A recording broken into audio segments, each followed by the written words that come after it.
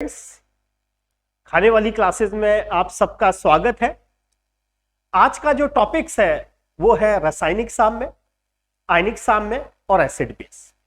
इसके बाद हमारी दो क्लासेस और बचती हैं, जिसके अंदर एक क्लासेस के अंदर हम पी ब्लॉक, एस ब्लॉक, साथ में सॉलिड स्टेट और स्पेक्ट्रोस्कोपी करेंगे, और जो एक क्लास बचेगी उसके अंदर हम इलेक्ट्रो और साथ में थर्मो करेंगे। फिर देन उसके बाद मैं आपकी क्विक रिवीजन की क्लास स्टार्ट करूंगा। वो लाइव क्लासेस होंगी 2-2.5 घंटे रोज, जिसके अंदर 3 या 4 दिन में आपकी सारी केमिस्ट्री कंप्लीट हो जाएगी। तो क्लास स्टार्ट करने से पहले 2-3 कुछ प्यारी सी पंक्तियां हैं जो आप सुने, और काफी अच्छी पंक्तियां हैं, मुझे काफी अच्छी लगी। कहीं से मैंने ली, कहीं से सुनी, और काफी अच्छी पंक्तियां लगी। उन पंक्तियों पर बहुत कुछ वो पंक्तियां कहती है कि कोशिश करने वालों की कभी हार नहीं होती। तो प्यार से, वो बहुत प्यारी पंक्तियां हैं, उसमें कोई दो राय नहीं है, और वो हमें एक ही बात कह रही है कि हम कोशिश करते रहेंगे, कोशिश करते रहेंगे, जो भी होगा देखा जाएगा। बस एग्जाम तक पूर्ण दृढ़ निश्चय से, पूर्ण संकल्प से, पूर्ण इच्छा शक्ति से हम टोटली पढ़ेंगे। तो प्यारी सी 4 पंक्तियां। लहरों से डरकर नौका पार नहीं होती, कोशिश करने वालों की कभी हार नहीं होती। नन्ही चींटी जब दाना लेकर चलती है, चढ़ती दीवारों पर 100 बार फिसलती है। मन का विश्वास रगों में सांस भरता है, चढ़कर गिरना, गिरकर चढ़ना ना अखरता है। आखिर उसकी मेहनत बेकार नहीं होती, कोशिश करने वालों की कभी हार नहीं होती। ध्यान रखें, कोशिश करने वालों की कभी हार नहीं होती। लहरों से डरकर नौका पार नहीं होती, कोशिश करने वालों की कभी हार नहीं होती। तो आज की क्लास स्टार्ट करेंगे इन्हीं जो हमारी प्रेरणादायक पंक्तियां हैं उनको सुनते हुए कि कोशिश करने वालों की कभी हार नहीं होती। तो क्वेश्चन नंबर 1 स्टार्ट करेंगे। देखिए, क्वेश्चन नंबर 1 जो सबसे इंपॉर्टेंट रासायनिक साम्य, आयनिक साम्य और एसिड बेस में सबसे इंपॉर्टेंट जो क्वेश्चन बनता है वो पीएच पर बनता है। इस पीएच बेसिस पर एग्जामिनर 3 तरह से अलग अलग क्वेश्चन हमसे आरपीएससी पूछ चुकी है। आरपीएससी का ये ट्रेंड है, आरपीएससी की पसंद है पीएच फाइंड आउट करवाना। 2019 फर्स्ट ग्रेड में भी ये पीएच का क्वेश्चन आया, और इस साल हाल में ही फर्स्ट ग्रेड 2022 में भी पीएच का क्वेश्चन आया। इस क्वेश्चन के अंदर क्या है, ये थोड़ा सा डिफरेंट टाइप का क्वेश्चन है। उसने एसिड भी दिया और उसने बेस भी दिया, उन दोनों को आपस में मिला दिया और कहा कि जो सॉल्यूशन बनता है उसकी आपको पीएच फाइंड आउट करनी है। तो जब भी ऐसा क्वेश्चन आ जाए तो आप ये देखें एसिड के N1V1 क्या है। सबसे पहले आप देखें एसिड के N1V1 क्या है और बेस के N2V2 क्या है। इस क्वेश्चन के अंदर अगर आप देखेंगे तो जो आपने एसिड लिया है उसका वॉल्यूम 50 ml है और उसकी जो कंसंट्रेशन है वो 0.2 मोलर है। अब आप सबको पता है कि जो एसिड है HCl है वो एक क्षारकीय अम्ल है। इसकी जो मोलरता होगी वही इसकी नॉर्मलता होगी, क्योंकि नॉर्मलता बराबर होता है मोलरता इनटू वैलेंसी फैक्टर। और अब तक जो दोनों साल आरपीएससी ने क्वेश्चन पूछा है उसके अंदर ये एसिड भी एक क्षारकीय लिया है और जो क्षार लिया है वो भी एक अम्लीय लिया है। कहने का मतलब जो इसकी मोलरता है वही इसकी नॉर्मलता है, जो इसकी मोलरता है वही इसकी नॉर्मलता है। सबसे पहले ऐसे क्वेश्चन में हमें यह देखना है कि N1V1 किसके ज्यादा है, क्या एसिड के ज्यादा है या बेस के ज्यादा है। अब देखिए यहां एसिड की जो वॉल्यूम है वो तो है 50 ml और इसकी जो नॉर्मलिटी है वो है 0.2। 2/10 सॉल्व करोगे तो ये आएगा 10। इसी तरीके से आप बेस को सॉल्व करोगे तो बेस की नॉर्मलिटी है 50, बेस की नॉर्मलिटी है 0.1 और वॉल्यूम है 50। आप इसको सॉल्व करोगे तो आएगा 5। इस चीज को देखने से यह पता चल रहा है कि जो एसिड है, एसिड के N1V1 है वो बेस के N2V2 से ज्यादा है। जब एसिड के N1V1 बेस के N2V2 से ज्यादा हो तो इसका मतलब परिणामी विलयन एसिडिक होगा, यानी आपने एसिड और बेस को मिलाया है। अगर आपको लगे नॉर्मलिटी इंटू वॉल्यूम का गुणनफल एसिड का बेस से ज्यादा है तब तो सॉल्यूशन एसिडिक होगा, और अगर बेस का नॉर्मलिटी वॉल्यूम N1V1 से ज्यादा होता तो उस स्थिति में जो आपका सॉल्यूशन है वो कैसा होता, बेसिक होता। लेकिन यहां N1V1 एसिड का ज्यादा है बेस से, इसका मतलब जो आपका परिणामी विलयन होगा वो एसिडिक होगा, और एसिडिक विलयन की पीएच तो आपको पता है 7 से कम होगी, तो इस बेसिस पर चौथा आंसर तो हो ही नहीं सकता। जब आपको एसिड और बेस दोनों को मिक्स करके कहे कि परिणामी विलयन की पीएच ज्ञात करो, तो उस समय जो आपका फॉर्मूला आपको लगाना है वो लगाना है N1V1 माइनस N2V2 बराबर N3। इस फॉर्मूले को आपको लगाना है। यहां जो चीज ज्यादा मात्रा में है उसको पहले लिखना है, जैसे एसिड का N1V1 बेस के N2V2 से ज्यादा है तो आपको इसको पहले लिखना है। इसका नॉर्मलिटी 50 थी, नॉर्मलिटी 0.2 थी, वॉल्यूम 50 ml था, तो इसके लिए N1V1 तो आया 10, जबकि इसके लिए N2V2 आया 5। परिणामी विलयन की नॉर्मलिटी फाइंड आउट करेंगे, और वॉल्यूम आपके पास इसका भी 50 ml है और इसका भी 50 ml है। ये परिणामी विलयन की नॉर्मलता है, ये परिणामी विलयन का आयतन है, दोनों का आयतन मिलाकर 100 हुआ। अब आप इसको सॉल्व करोगे तो आपके पास ये आया 5 बराबर N इंटू 100। अब आप नॉर्मलिटी फाइंड आउट करोगे तो नॉर्मलिटी बराबर आएगी 5/100, और आप इसको लिख सकते हो 5 गुना 10 की घात माइनस। ये जो हमारे पास परिणामी विलयन की नॉर्मलिटी निकली, यही परिणामी विलयन के H प्लस आयन की कंसंट्रेशन होगी, यही परिणामी विलयन के H प्लस आयन की कंसंट्रेशन होगी। अगर मान लीजिए यहां N2V2 का मान N1V1 से ज्यादा होता, तो उस स्थिति में परिणामी विलयन की जो नॉर्मलिटी होती वो OH आयन की कंसंट्रेशन के बराबर होती।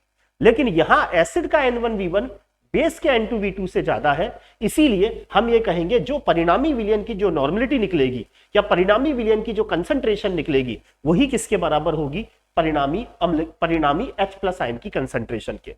तो आपको परिणामी H प्लस आयन की कंसंट्रेशन पता चल गई 5 गुना 10 की घात माइनस 2।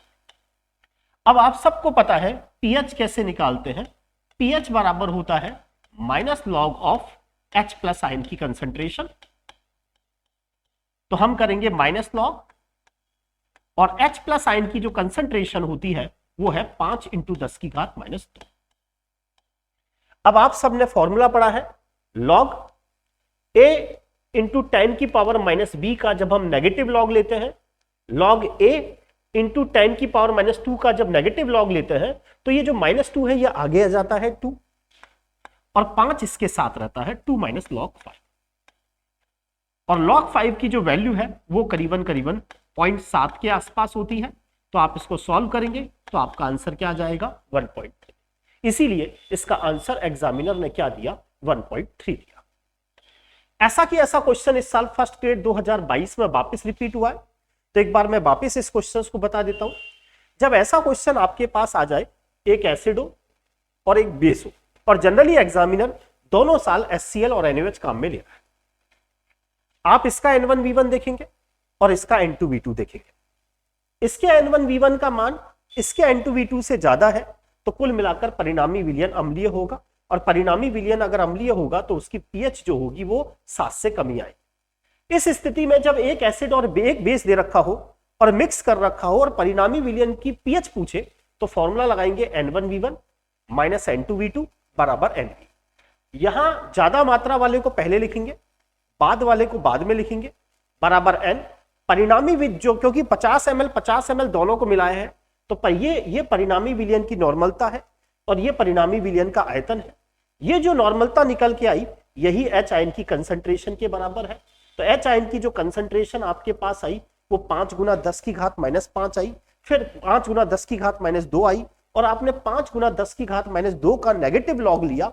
ये फॉर्मूला आपने पढ़ा भी होगा, A इंटू 10 की पावर माइनस B का जब हम नेगेटिव लॉग लेते हैं, A इंटू 10 की पावर माइनस B का जब हम नेगेटिव लॉग लेते हैं, तो ये B वाला तो आगे आ जाता है, A वाला इससे जुड़ जाता है, B minus log A।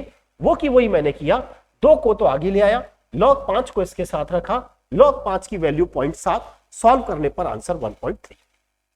Next question. एक बात और, अगर वास्तव में आपको मेरी क्लासेस पसंद आती हैं तो आप ज्यादा से ज्यादा इसको लाइक करें, ज्यादा से ज्यादा थंब मारें, ज्यादा से ज्यादा शेयर करें, इससे हमें भी मोटिवेशन मिलता है। साथ ही साथ दूसरी बात एक और कि आपको अच्छी लगती है क्लासेस तो आप कमेंट्स भी करें, और इनकी अगर आपको पीडीएफ वगैरह चाहिए तो मैं पहले ही बता चुका, आप एनएम क्लासेस का जो हमारा चैनल बना हुआ है, क्या बोलते हैं, टेलीग्राम पर, उस पर जाएं और वहां इसकी पीडीएफ 1-2 दिन में अवेलेबल हो जाती है। कई बार ऐसा भी होता है मुझे टाइम नहीं मिल पाता, लेकिन आपको मिल जाएंगे 1-2 दिन। आपको 4 हाइड्रोजन हैलाइड दे दिए, HF, HCl, HBr और HI। हाल में ही ACF में क्वेश्चन आया था और ये कि क्वेश्चन सेकंड गेट 2011 में भी आया था और ये पूछा था किसका pKa निम्नतम है।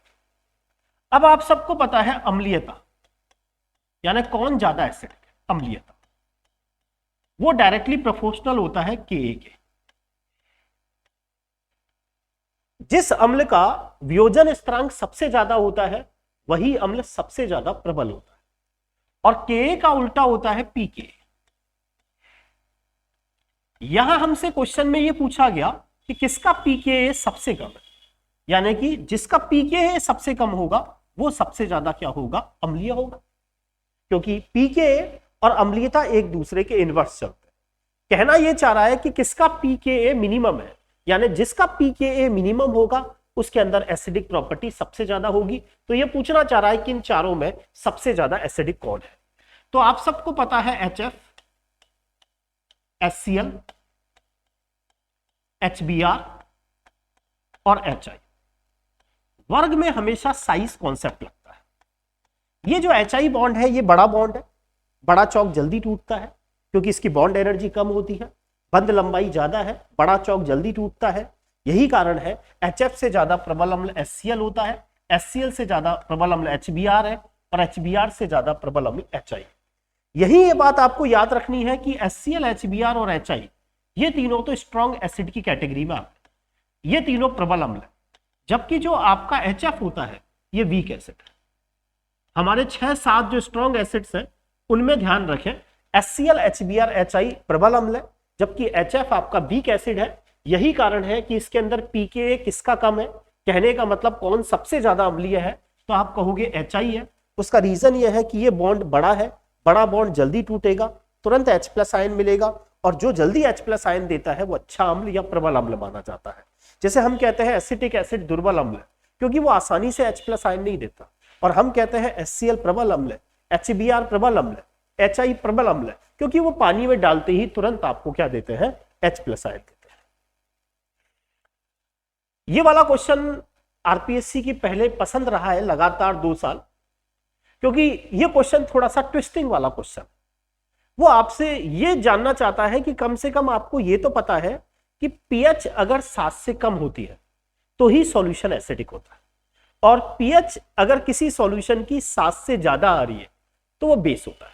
अब जनरली ये सब फॉर्मूला आप सब जानते हो कि जो पीएच हम निकालते हैं, पीएच वो होती है H आयन की concentration minus log of H+ ion की कंसंट्रेशन। अब आपने क्या किया, पानी के अंदर HCl को घोल दिया। HCl आपको पता है प्रबल अम्ल, और प्रबल अम्ल अभी अभी मैंने कहा 100% आयनित हो जाता है। ये जो H आयन की कंसंट्रेशन निकालने का फॉर्मूला होता है, H आयन की कंसंट्रेशन निकालने का फॉर्मूला भाई ये तो आपको पता है, pH बराबर होता है minus log of H+ ion, और H आयन की कंसंट्रेशन निकालने का फॉर्मूला होता है C-अल्फा। H आयन की कंसंट्रेशन निकालने का फॉर्मूला C-अल्फा होता है। यहां ये जो कंसंट्रेशन होती है वो एसिड की कंसंट्रेशन होती है जो आपको दे रखी है 10⁻⁻8, और अल्फा का मान यहां 1 माना जाएगा क्योंकि HCl प्रबल अम्ल है 10⁻⁸। तो आप सॉल्व करेंगे तो माइनस लॉग H आयन की कंसंट्रेशन रखेंगे 10⁻⁻8, और 10⁻⁻8 का नेगेटिव लॉग 8 आता है, और ये क्वेश्चन आपका यहां गलत हो जाता है। कई बार आरपीएससी इस क्वेश्चन को पूछ चुके हैं। उसका कारण यह है क्योंकि यहां HCl का सॉल्यूशन एसिडिक होगा, और एसिडिक सॉल्यूशन की कभी भी pH 8 नहीं हो सकती। तो जल्दीबाजी में कभी भी 8 मत कर देना, ऐसा करते ही तो आपसे पाप हो जाएगा और आप ये मान के चलें आपका सिलेक्शन उसी समय खत्म हो जाएगा, क्योंकि एक क्वेश्चन बहुत इंपॉर्टेंट होता है। स्टैंडर्ड एग्जांपल है 10⁻⁸ मोलर HCl सॉल्यूशन की pH ज्ञात करो। अब यहां पर होता क्या है, जब हम पानी के अंदर HCl को डालते हैं तो यहां ये बहुत डाइल्यूट सॉल्यूशन का केस है। बहुत डाइल्यूट सॉल्यूशन के केस का मतलब यह है कि एक पानी की टंकी है जिसके अंदर आपने 1-2 बूंद नींबू की डाल दी, तो हम ये नहीं कह सकते। अब आप सबको पता है पानी भी आयनित होता है, पानी H+ और OH आयन देता है। वो बात अलग है कि HCl प्रबल अम्ल है, तो HCl के द्वारा दिए गए H आयन बहुत ज्यादा होते हैं, तो हम पानी के द्वारा दिए गए H आयनों को नगण्य मान लेते हैं। लेकिन इस केस में हम पानी के द्वारा दिए गए H+ आयनों को नगण्य नहीं मानेंगे, तो इस केस के अंदर जो हमें H+ आयन मिलेंगे वो दो चीजों से मिलेंगे। एक तो आपको मिले HCl से, तो HCl से तो H+ आयन मिलेगा 10⁻⁸, और साथ ही साथ पानी से जो H+ आयन मिलेगा वो 10⁻⁷ मिलेगा, क्योंकि ये डाइल्यूट सॉल्यूशन का केस है। यहां पर हमें पानी के द्वारा दिए गए H+ आयनों को भी कंसीडर करना पड़ता है, जबकि और केसों में क्या होता है कि जो पानी के द्वारा दिए गए H+ आयनों को हम कंसीडर नहीं करते। और ऐसी स्थिति में हमें पता है हम क्या करेंगे कि ऐसी जब स्थिति आ जाती है तो इन दोनों के अंदर अब आप H+ आयन की कंसंट्रेशन आपके पास 10⁻⁸ नहीं होगी, आप 10⁻⁷ को कॉमन लेंगे, तो यहां तो बचेगा 10⁻⁻1 + 1, ये बचेगा। अब आप इसको सॉल्व करेंगे तो ये 10⁻⁷ मल्टीप्लाई 10⁻⁻1 को लिखोगे 1/10, क्या मानने का मतलब 0.1, तो ये 1.1। अब आप इसकी जब लॉग निकालोगे, इसकी पीएच निकालोगे, तो इसकी पीएच होगी पीएच बराबर -log 1.1 गुना 10⁻⁻7, 7 आगे आ जाएगा 7 - log 1.1। तो कहने का मतलब ऐसी स्थिति में जो आंसर होगा, जब भी ध्यान रखें आपको लगे, जब भी आपको लगे कि ये तो एसिडिक सॉल्यूशन है और इसकी पीएच 8 से ज्यादा जा रही है, तो वो संभव ही नहीं है। ऐसी स्थिति में कहीं ना कहीं एक ऑप्शन होगा 6 व 7 के बीच में, वही उसका आंसर होगा, इसीलिए इसका आंसर क्या रहा 6.9 रहा। 2 × 10⁻³ मोलर HCl है और इस सॉल्यूशन की आपको पीएच निकालनी है। तो हमें पता है पीएच निकालने का हमारे पास एक ही फंडा है कि पीएच बराबर क्या करना है -log H आयन की कंसंट्रेशन, क्योंकि क्वेश्चन के अंदर हमें एसिडिक सॉल्यूशन दे रखा है और H आयन की कंसंट्रेशन निकालने का फॉर्मूला होता है हमेशा Cl। C यहां है 2 × 10⁻³ और अल्फा का मान होगा 1, क्योंकि HCl प्रबल अम्ल है और प्रबल अम्लों के लिए अल्फा का मान 1। आप करोगे -log 2 × 10⁻⁻3। अभी अभी कहा था a × 10⁻⁻b का जब नेगेटिव लॉग लेते हैं तो ये बंदर आगे आ जाता है 3 माइनस, ये इसके साथ रहता है -log 2। log 2 की वैल्यू एग्जामिनर देगा और याद भी होनी चाहिए 0.30, सॉल्व करोगे तो 2.7। फर्स्ट टाइप के क्वेश्चन उम्मीद करता हूं फर्स्ट टाइप का क्वेश्चन आपके समझ में आ गया होगा। वापिस हल्का सा आइडिया दे देता हूं तीनों क्वेश्चंस का, क्योंकि पीएच पर एक क्वेश्चन आना तय होता है, आगे आपकी किस्मत है। पहले टाइप का क्वेश्चन आपके समझ में आया होगा, ये वाला क्वेश्चन, एक एसिड होगा और एक बेस होगा, दोनों मिक्स होंगे, तो फॉर्मूला लगेगा N1V1 - N2V2 = N। जो ज्यादा, मान लो एसिड ज्यादा है तो ये H आयन की कंसंट्रेशन होगी, और अगर बेस ज्यादा है तो वो फिर उस स्थिति में ये OH आयन की कंसंट्रेशन होगी। H आयन की कंसंट्रेशन का नेगेटिव लॉग लेकर पीएच निकाल लेंगे। दूसरे क्वेश्चन के अंदर ध्यान रखना है 10⁻⁻8 मोलर HCl, इस तरीके से करोगे तो पीएच 8 आएगी। तुरंत दिमाग में आएगा HCl एसिडिक है, इसकी पीएच तो 7 से कम होगी, तो उस स्थिति में आंसर 6 व 7 के मध्य होगा। तीसरी चीज आपको समझ में आ गई होगी, ये साधारण क्वेश्चन है। सेकंड नंबर पर जो क्वेश्चन आता है आरपीएससी की जो पसंद है वो क्या है, कोई आपको सॉल्ट दे देगा, कोई लवण दे देगा और आपसे पूछेगा इस लवण को अगर हम पानी में डालें तो बताओ सॉल्यूशन कैसा होगा। क्योंकि लवण को जब आप पानी में डालोगे तो आपको पता है एक अम्ल बनेगा और एक क्षार बनेगा। अगर मान लीजिए प्रबल अम्ल बनता है और दुर्बल क्षार बनता है तो माध्यम अम्लीय हो जाएगा, और अगर प्रबल क्षार बनता है और अम्ल अगर दुर्बल बनता है तो फिर माध्यम आपका क्षारीय हो जाएगा। जैसे इस वाले क्वेश्चन में आपसे कहेगा कि फेरिक क्लोराइड है, अगर हम उसको पानी में डाल दें तो सॉल्यूशन कैसा होगा। जैसे फेरिक क्लोराइड है, अब आप सबको पता है फेरिक क्लोराइड को जैसे ही हम पानी में डालेंगे तो आपको मिलेगा एक तो Fe+3, ये इसके साथ रहता है और इसके साथ तो रहता है, साथ में 3 क्लोराइड आयन मिलेंगे। अब ये Fe+3 क्या करेगा, पानी के OH आयन से रिएक्शन करेगा, 3 OH आयन से, और जो 3 Cl माइनस है ये पानी के 3 H प्लस से रिएक्शन करेंगे। Fe+3 पानी के 3 OH से रिएक्शन करके बनाएगा फेरिक हाइड्रोक्साइड। 3 Cl माइनस पानी के 3 H प्लस से रिएक्शन करके बनाएगा 3 HCl। HCl आपको पता है स्ट्रॉन्ग एसिड है। फेरिक हाइड्रोक्साइड आपको पता है वीक बेस है। हमेशा डी ब्लॉक के हाइड्रोक्साइड वीक बेस होते हैं। इनके द्वारा OH आयन कम दिया जाएगा, इनके द्वारा H आयन बहुत ज्यादा दिया जाएगा। परिणाम स्वरूप जो माध्यम होगा वो अम्लीय हो जाएगा। इसीलिए फेरिक क्लोराइड का जो सॉल्यूशन है वो हल्का सा कैसा होता है, अम्लीय होता है। आपसे फर्स्ट ग्रेड 2012 में फिर इसी तरीके का क्वेश्चन पूछा, सोडियम सल्फेट का जलीय विलयन कैसा होगा। देखिए एक बार पुनः आपसे रिक्वेस्ट, पुनः आपसे आग्रह, अगर आपको वास्तव में क्लासेस पसंद आ रही है तो आप इसको ज्यादा से ज्यादा लाइक करें, ज्यादा से ज्यादा शेयर करें, और साथ ही साथ आप अपने जो भी कमेंट्स हैं वो कमेंट्स बॉक्स में जरूर लिखें। और इसकी बार बार मैं आपसे कह रहा हूं कि सभी स्टूडेंट जरूर एक बार जो टेलीग्राम में NM क्लासेस के नाम से बना हुआ है, NM क्लासेस जयपुर, आप उसको जरूर ज्वाइन करें, क्योंकि मैं जो क्विक रिविजन्स की क्लासेस डालूंगा, उनके शॉर्ट नोट्स डालूंगा, वो सब उसी पे मिलेंगे।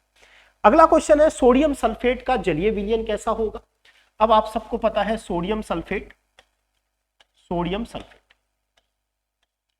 पानी में डालेंगे तो 2 तो मिलेंगे सोडियम आयन और 1 मिलेगा सल्फेट।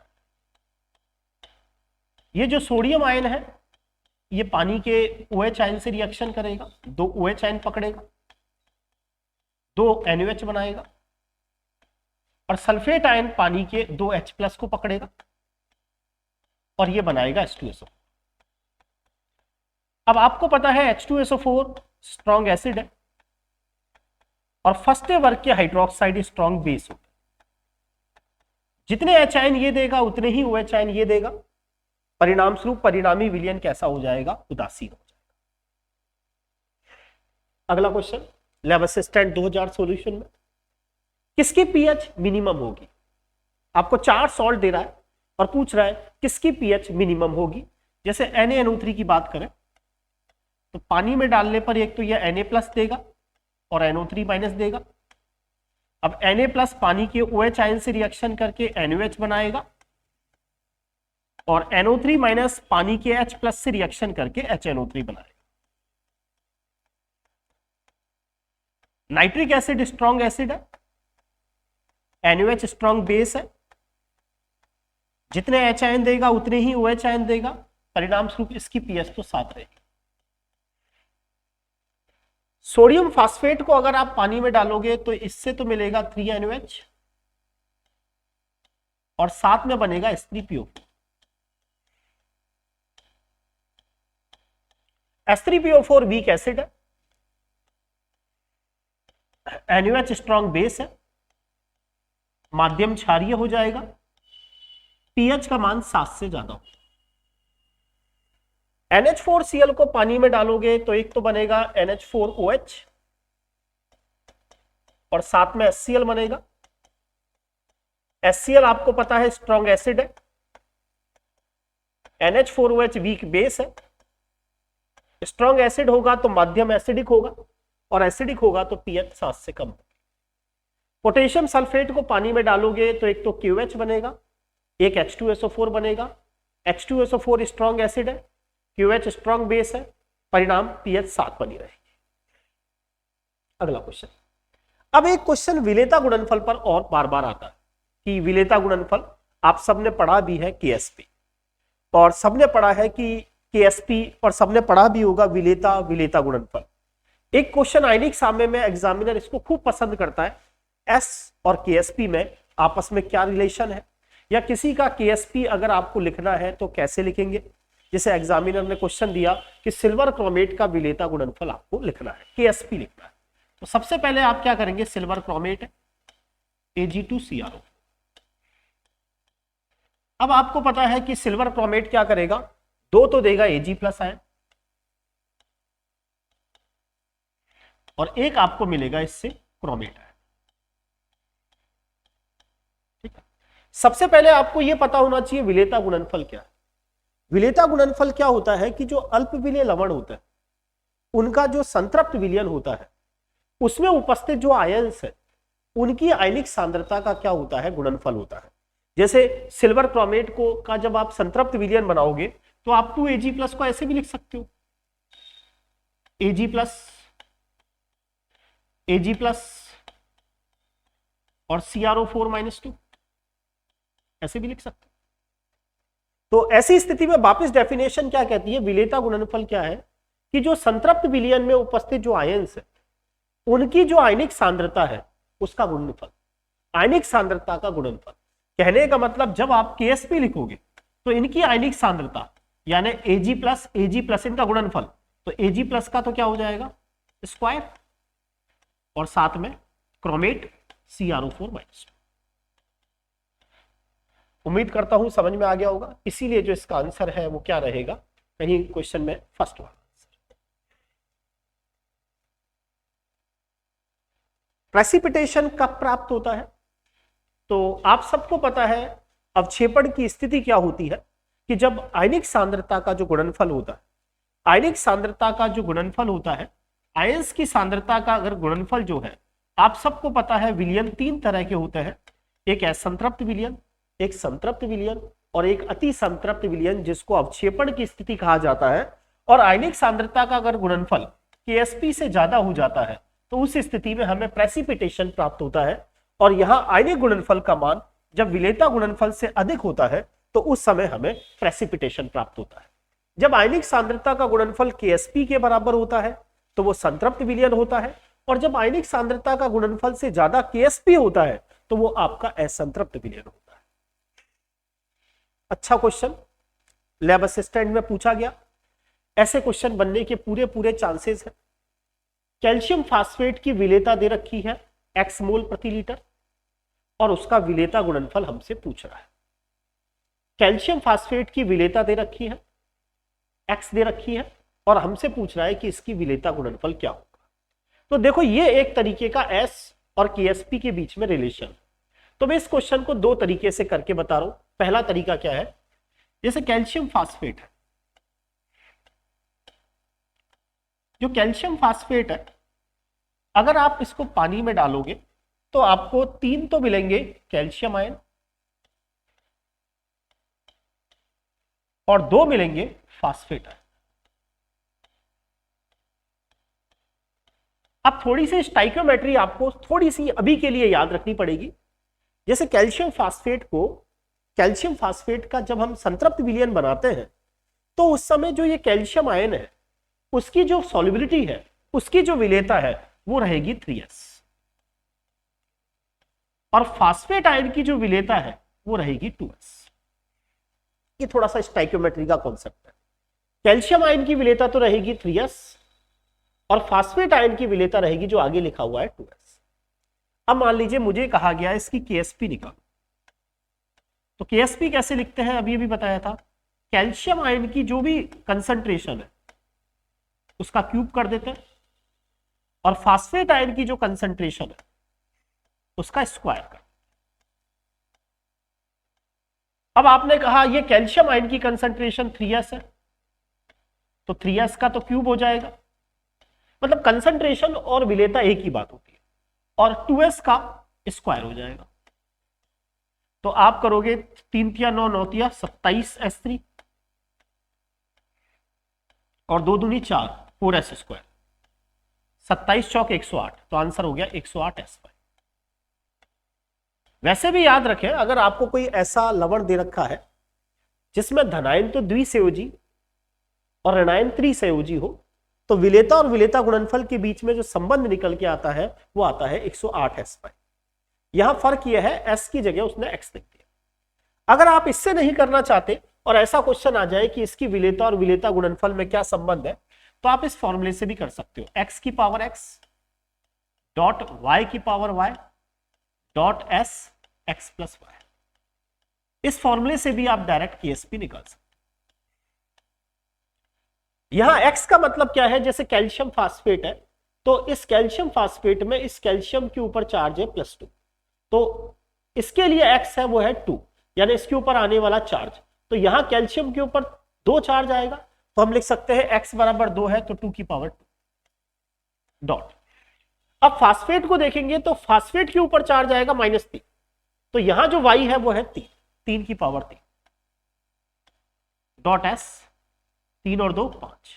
अब आप सॉल्व कर लीजिए तो भी आपका आंसर क्या आएगा, 108 है। नेक्स्ट क्वेश्चन, आपसे पूछा गया कि सिल्वर क्लोराइड है, सिल्वर क्लोराइड की विलेयता दे रखी है और उसका विलेयता गुणनफल पूछा गया। तो सिल्वर क्लोराइड के लिए विलेयता और विलेयता गुणनफल में जो संबंध आता है वो आएगा KSP बराबर S²। वैसे भी आप देख सकते हैं कैसे आया सर, जैसे सिल्वर क्लोराइड है, ये आपको देगा Ag प्लस आयन और साथ में देगा chloride ion. Ag plus ion की विलेयता होगी S, क्लोराइड आयन की भी होगी S। KSP निकालना है तो KSP बराबर होगा संतृप्त विलयन में जो उपस्थित आयंस है, एक तो Ag प्लस आयन और एक Cl माइनस, इनकी आयनिक सांद्रता का गुणनफल या इनकी विलेयता गुणनफल। तो KSP बराबर आता है S²। या जब आपको कोई सॉल्ट ऐसा दिया हुआ है जिसमें धनायन भी एक संयोजी है और ऋणायन भी एक संयोजी है, तो KSP बराबर S² होता है। और ये S क्या है, एक तरह की कंसंट्रेशन होती है। यहां S ध्यान रखना है, जब भी क्वेश्चन में आपको विलेयता दे रखी हो और विलेयता गुणनफल पूछ रहा हो तो उस समय जो ये S है ये हमेशा ग्राम मोल प्रति लीटर में होना चाहिए। ये कंसंट्रेशन है, विलेयता संतृप्त विलयन की जो सांद्रता है उसी को हम विलेयता कहते हैं, या संतृप्त विलयन की जो कंसंट्रेशन है वही विलेयता है। विलेयता और कंसंट्रेशन एक ही बात है, बस फर्क यह है कि विलेयता और कंसंट्रेशन मोल पर लीटर में होती है, इसी तरह जो विलेयता है वो भी मोल पर लीटर में होनी चाहिए, जबकि यहां क्वेश्चन में मोल पर लीटर में ना होके ग्राम प्रति लीटर में। तो पहले आपको मोल प्रति लीटर में बदलना होगा। इसके लिए आप कैसे बदलेंगे, S बराबर 1.435 इंटू 10 की पावर -5, ये विलेयता दे रखी है लेकिन ये ग्राम प्रति लीटर में है। तो मोल प्रति लीटर में बदलने के लिए जो सिल्वर क्लोराइड का अणुभार है उसका भाग लगा देंगे, और सिल्वर क्लोराइड का अणुभार होता है 143.5, ये 100 बार कटेगा, ऊपर जाएगा तो कितना हो जाएगा भाई, जब आप इसको सॉल्व कर लो, ये 1.435 143, तो ये करीबन गया 100 बार, ये ऊपर जाएगा 100, तो ये हुआ 10 की घात माइनस कितना, 10 की घात माइनस, एक बार वापस देख ले, सॉरी 10 की पावर -3 है ना, 10 की पावर -3 है, तो ये ऊपर जाएगा तो हुआ 10 की घात -5। तो आप 10 की घात -5 का स्क्वायर करोगे, 10 की घात -5 इंटू 10 की घात -5, तो आपका आंसर आ जाएगा 10 की घात -10।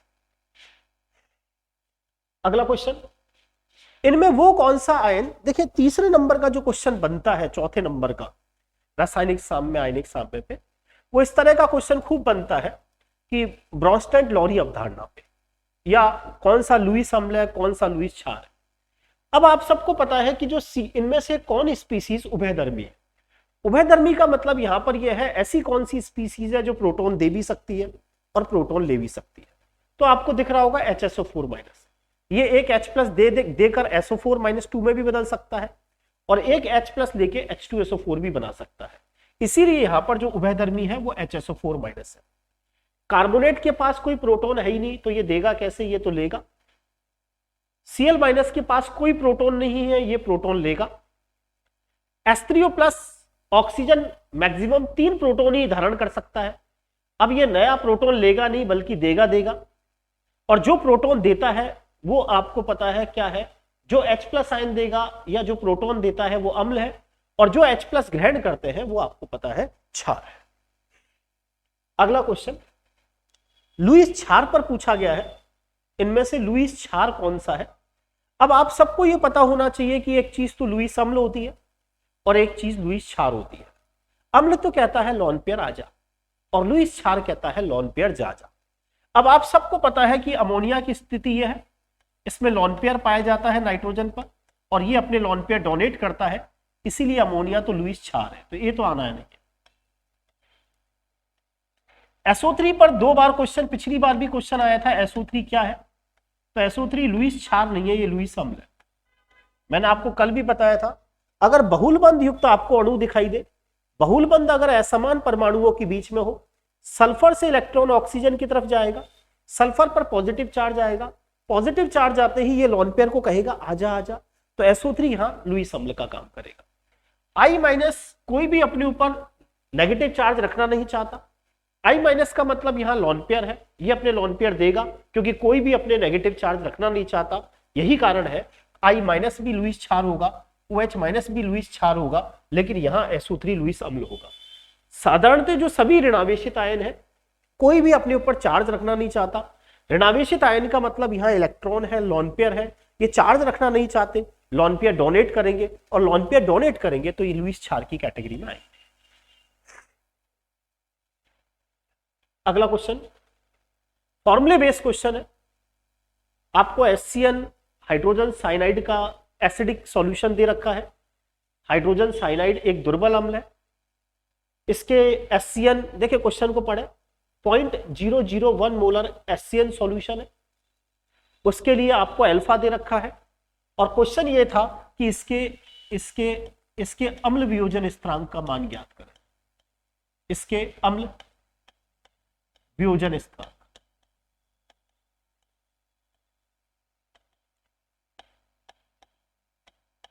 तो ये फॉर्मूले बेस्ड क्वेश्चन था सीधा।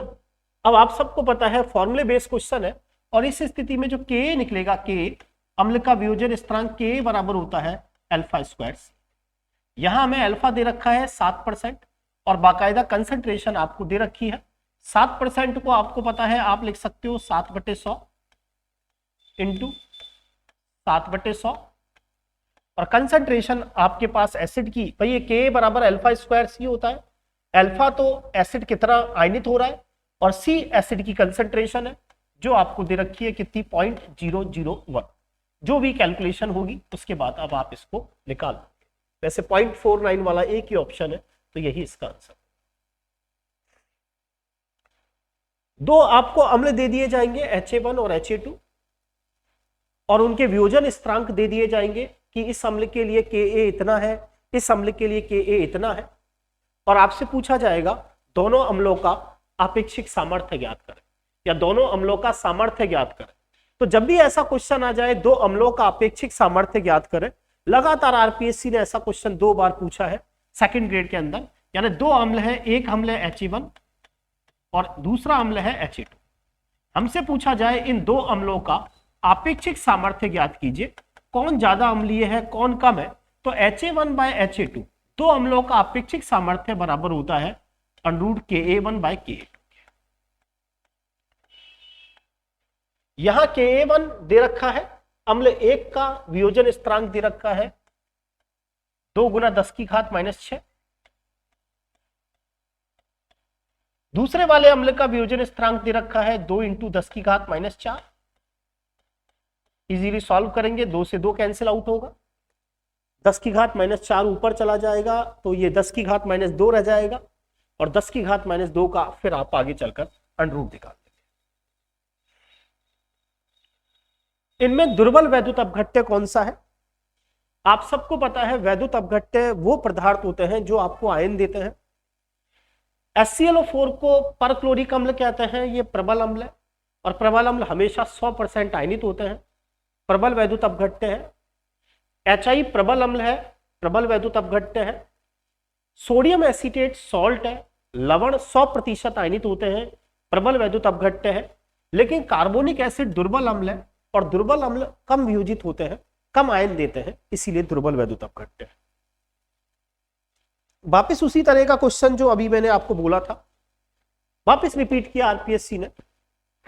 दो अम्ल है, एक है Ha1 और एक है Ha2, दोनों के Ka दे रखे हैं और दोनों अम्लों की कंसंट्रेशन भी बता रखी है, ये भी 1 मोलर है और ये भी 1 मोलर है। इन अम्लों के हाइड्रोजन आयन की कंसंट्रेशन का अनुपात निकालना है। अब देखो हाइड्रोजन आयन की कंसंट्रेशन की जो अनुपात होता है, मतलब ये कह रहा है एक अम्ल Ha1 है, दूसरा अम्ल Ha2 है, आपको इनके हाइड्रोजन आयन की कंसंट्रेशन का अनुपात निकालना है। तो हाइड्रोजन आयन की कंसंट्रेशन निकालने के दो फॉर्मूले होते हैं। एक फॉर्मूला होता है H आयन की कंसंट्रेशन बराबर C अल्फा और दूसरा H आयन की कंसंट्रेशन निकालने का फॉर्मूला होता है √Ka × C। अब यहां पर क्या है, ये कह रहा है कि दो अम्ल है, एक है Ha1 और एक है Ha2। अम्ल Ha1 के लिए Ka का मान ये है और कंसंट्रेशन दोनों की आपको 1 ही माननी है और दूसरा अम्ल के लिए Ka ये है अब आपसे पूछ रहा है कि दोनों के एच आयन का अनुपात निकालो, तो आप कहोगे H+1 upon H+2। H ion की कंसंट्रेशन होती है √K/C, तो √KA1, दोनों की कंसंट्रेशन 1 है, अपॉन Ka2, CC दोनों के लिए 1 है, तो √KA1, वही फॉर्मूला भी किया था ना, वही अम्लों का अपेक्षिक सामर्थ्य 9.8 इंटू 10⁻⁻5 बटे 2 गुना 10⁻⁻6। सॉल्व करोगे, ये रहा 4.9 इंटू 10, तो ये रहा 49, और 49 का अंडूट करोगे 7, तो आंसर हो जाएगा 7:1। कर लेना, खुद कर लेना कैलकुलेशन। अब हम रासायनिक साम्य के क्वेश्चंस की बात कर लेते हैं। रासायनिक साम्य पर भी एग्जामिनर आपको क्वेश्चन दे सकता है, और जनरली रासायनिक साम्य पर उसका सबसे ज्यादा पसंदीदा क्वेश्चन होता है केपी और केसी में संबंध। केपी और केसी में जब आप संबंध निकालते हो, केपी बराबर केसी आरटी की पावर डेल एन, उस समय एक बात याद रखना होता है कि ये आपको विषमांगी अभिक्रिया दे रखी है। विषमांगी क्यों है? क्योंकि सारे क्रियाकारक और जो उत्पाद है उनके सारी की सारे सबकी भौतिक अवस्था एक जैसी नहीं है। तो जब भी केपी और केसी में रिलेशन निकाला जाए तो सॉलिड्स वालों को आपको छोड़ देना। अब आप कहोगे केपी बराबर केसी आरटी की पावर डेल एन, क्योंकि जो ये डेल एन होता है इसको जब हम लगाते हैं तो ये डेल एन गैसीय होता है। उत्पाद के भी आपको गैसीय मोल लेने हैं और क्रियाकारक के भी आपको गैसीय मोल लेना है, तो इसके लिए डेल एन गैस का मान 0 होगा, तो आंसर होगा केपी बराबर केसी आरटी की पावर 0।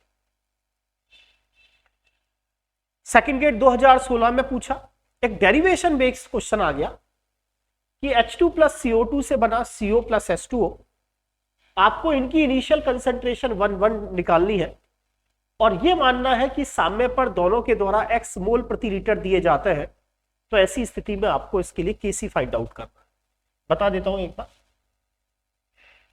हमें इक्वेशन दे रखी है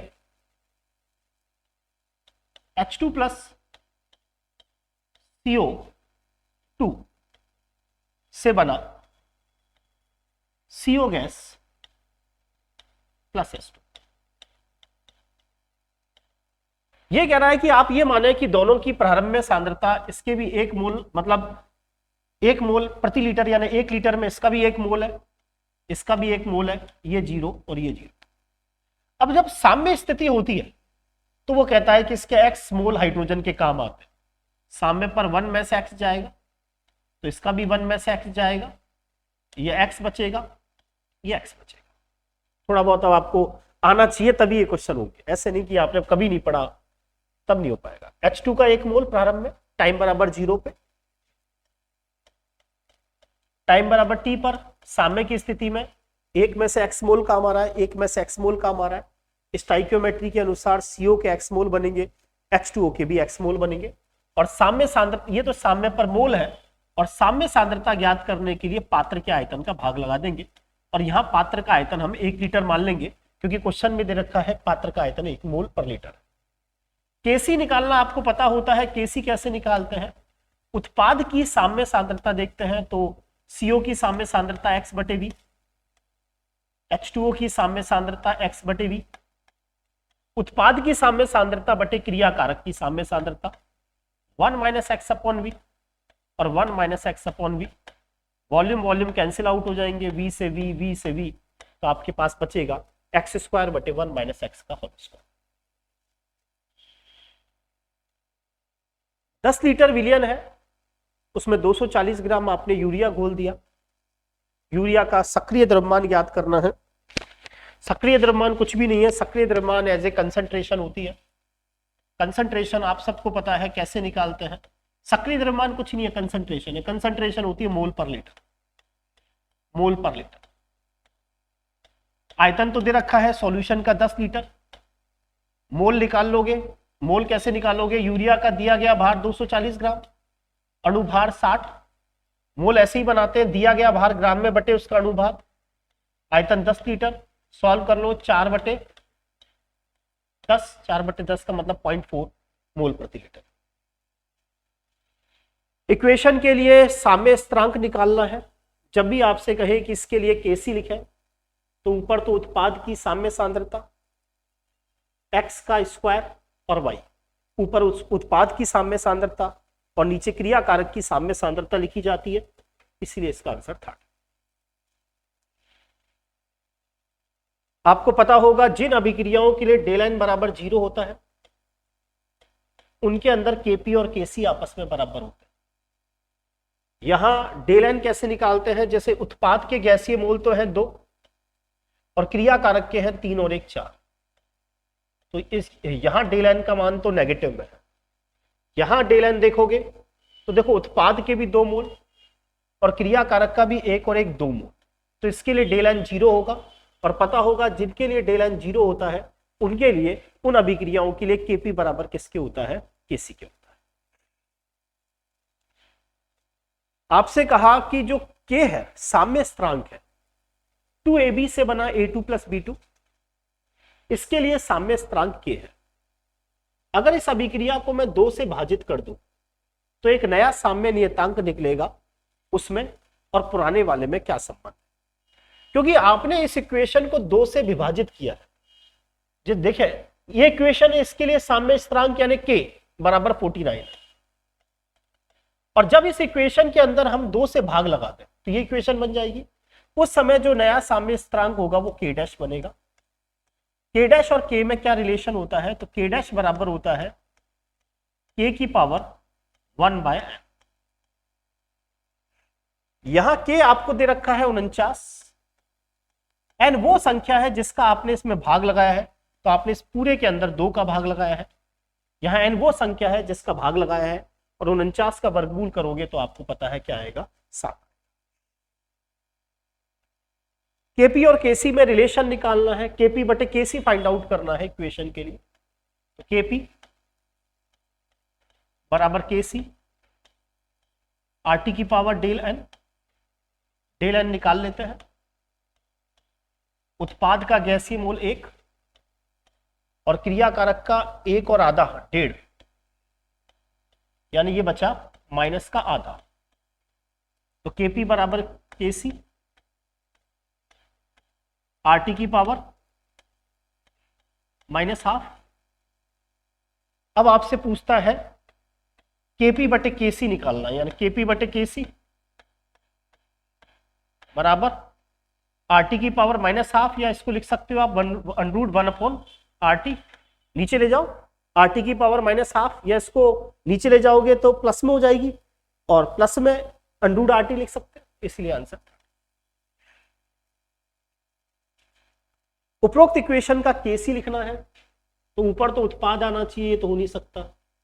हाँ, इसमें उत्पाद की साम्य सांद्रता है, ये हो नहीं सकता, ये हो नहीं सकता। सेकेंड उत्पाद की साम्य सांद्रता, नीचे आता है क्रिया कारक a की पावर क्यूब और b का स्क्वायर।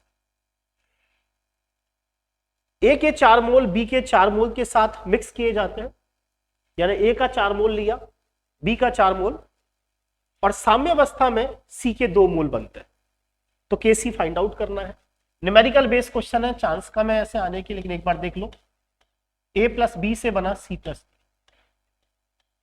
अब ये कहता है कि आपने a के 4 मोल लिए प्रारंभ में, b के 4 मोल लिए, शुरू में c 0 होगा, d 0। स्टाइकियोमेट्री कहती है साम्य अवस्था में 4 में से x जाएंगे, b के 4 में से x जाएंगे, साम्य पर c के x मोल बनेंगे, d के x मोल बनेंगे। अब उसने कह दिया कि साम्य पर c के 2 मोल बनते हैं, यानी ये x 2 के बराबर, तो ये x भी 2 के बराबर होगा। x 2 के बराबर है तो 4 में से 2 और 4 में से 2, तो आपको ये साम्य पर मोल पता चल गए। a के भी साम्य पर 2 मोल, b के भी, c के भी और d के भी। अब आपसे कह रहा है Kc निकालो, तो Kc कैसे निकालते हैं, c की साम्य सांद्रता 2 मोल प्रति लीटर, d की साम्य सांद्रता 2 मोल प्रति लीटर, a की साम्य सांद्रता 2 मोल, b की भी साम्य सांद्रता 2 मोल, सबको रखोगे तो आंसर क्या आ जाएगा। साम्य अवस्था वो अवस्था होती है जब अग्र अभिक्रिया का वेग पश्च अभिक्रिया के वेग के क्या होता है, बराबर होता है, वो स्थिति आपको पता है साम्यावस्था है। 2SO3 प्लस O2 से बना 2SO3। हम चाहते हैं SO3 अधिक मात्रा में बने, तो उसके लिए क्या किया जाए? सबसे पहले आप सबको पता है डेल H नेगेटिव है। डेल H नेगेटिव का मतलब अभिक्रिया ऊष्माक्षेपी है, और ऊष्माक्षेपी अभिक्रिया अग्र दिशा में तब जाती है जब कम ताप होता है। तो इसका मतलब ताप तो हमें कम चाहिए, ये दो तो हो ही नहीं सकता। और साथ ही साथ आपको पता है जब हम दाब को बढ़ा देते हैं तो अभिक्रिया हमेशा अधिक अणुओं से कम अणुओं की तरफ जाती है। हम चाहते हैं ये रिएक्शन आगे जाए, तो आप दाब को बढ़ाएंगे। दाब बढ़ाने पर 3 अणुओं से रिएक्शन 2 अणुओं की तरफ जाएगी। ली सातेलिए का नियम सबने पढ़ा है कि SO3 का अगर मैं उत्पादन अधिक मात्रा में करना चाहता हूं तो क्या करें? ये ऊष्माक्षेपी अभिक्रिया है। ऊष्माक्षेपी अभिक्रियाओं के लिए टेम्परेचर कम रखते हैं तो रिएक्शन आगे जाती है, और दाब अधिक इसीलिए रखेंगे क्योंकि दाब बढ़ाने पर अभिक्रिया अधिक अणुओं से कम अणुओं की तरफ जाती है, और हम यही चाहते हैं कि रिएक्शन आगे की तरफ जाए। वापस वही क्वेश्चन, आप ये चाहते हैं कि SO3 का निर्माण ज्यादा मात्रा में हो, तो इसके लिए आप क्या चाहेंगे? तो मैंने अभी भी कहा डेल H नेगेटिव है, ऊष्माक्षेपी अभिक्रिया है, रिएक्शन आगे ज्यादा जाए तो ताप को कम करना पड़ेगा, तो ये तो हो नहीं सकता। हाँ ये ठीक है, दाब बढ़ा दो। हाँ SO2 और O2 की कंसंट्रेशन बढ़ाओगे तो भी रिएक्शन आगे जाएगी, और दाब बढ़ाओ या आयतन कम करो। समझ में आई बात? तो दाब में बढ़ाएंगे या आयतन कम करेंगे, क्योंकि दाब और आयतन एक दूसरे के इनवर्स चलते हैं। तो उम्मीद करता हूं आज की क्लासेस आपको पसंद आई होगी। आप ज्यादा से ज्यादा इस क्लास को लाइक करेंगे, शेयर करेंगे, और जो भी आपके कमेंट्स हैं वो जरूर देंगे। Thank you.